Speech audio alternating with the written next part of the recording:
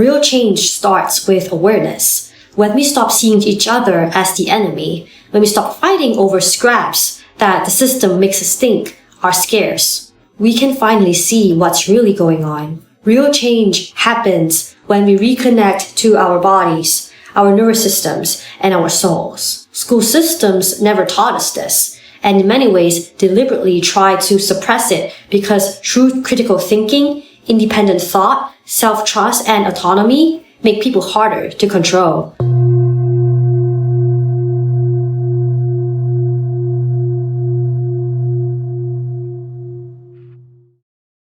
Have you noticed that it's harder to feel connected to people these days? Even neighbors, co-workers, or casual friends feel distant and sometimes even hostile. You're not imagining it. The world actually trained us to be this way. The reason why I made this video is to help more people see the truth. Most videos out there blame social media, AI, or technology, but they rarely look beyond that. Humans evolved to rely on each other. Anthropologists estimate that early humans lived in small communities, around 50 to 150 people, where survival depended on trust, shared resources, or mutual care.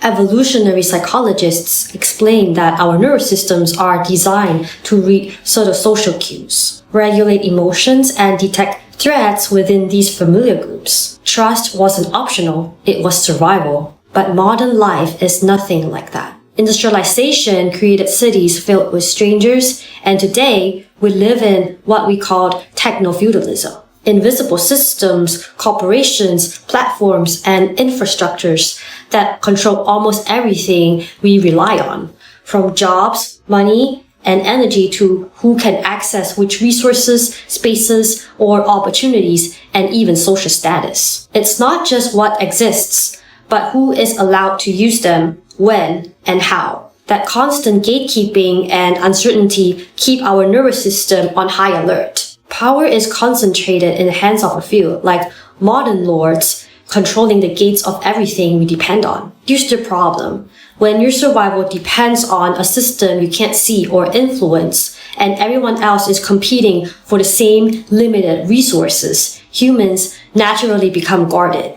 Scarcity and competition trigger our nervous system. Even when you work alongside people every day or smile at your neighbors, you can still feel a subtle distance. With coworkers, you share tasks and goals, but the connection is transactional. Everyone is ultimately there for a paycheck, not because they genuinely care for your well-being. With neighbors, you barely interact. In both cases, you don't spend time together that builds real trust or deep and mutual understanding. Your nervous system notices the lack of authenticity, which keeps you alert and guarded even when everything seems polite on the surface. So yes, even though we're no longer living in forests, hunting and surviving as a unit, we are still in a psychological war zone because the threat isn't outside of us, but among ourselves. Economic crisis, techno-feudal systems, and crony networks make the environment uncertain and high stakes. You no longer fully trust those around you,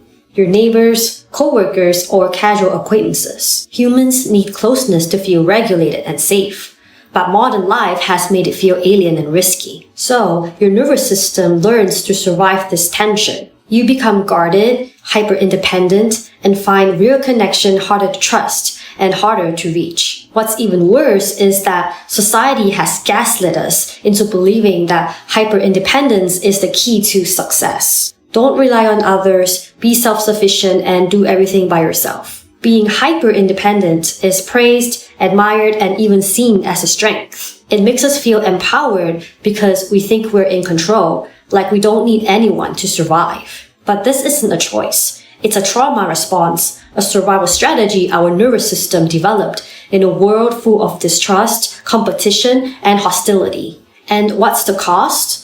More loneliness, disconnection, depression, and more hostility and stress. We end up asking ourselves, why are we even doing this? What's the point of being here if all we do is survive? But here's the truth. Resources aren't actually scarce. There's actually enough food, housing, energy, and knowledge to go around. Yet most people still feel like they're barely surviving, living paycheck to paycheck, just to make ends meet, and feeling trapped in a sense of scarcity. That's no accident. Hyper-independence and emotional suppression aren't just personal habits. They are symptoms of something more sinister going on at large. They serve a purpose to keep us isolated, divided, and distracted, making it harder to challenge the few at the top, the networks and cronies that control the system. The disconnection among ourselves protects their power. So what now? Real change starts with awareness. When we stop seeing each other as the enemy, when we stop fighting over scraps that the system makes us think are scarce, we can finally see what's really going on. Real change happens when we reconnect to our bodies, our nervous systems, and our souls. School systems never taught us this, and in many ways deliberately try to suppress it because true critical thinking, independent thought, self-trust, and autonomy make people harder to control. The world runs on conformity, on people too traumatized to question it. We've been trained to ignore our intuition and unlearn the wisdom that we were born with. The first step is remembering who we are, reprogramming our subconscious beliefs, and recalibrating our nervous system. When more of us wake up, that's when true authentic connections become possible, even in a world designed to keep us apart.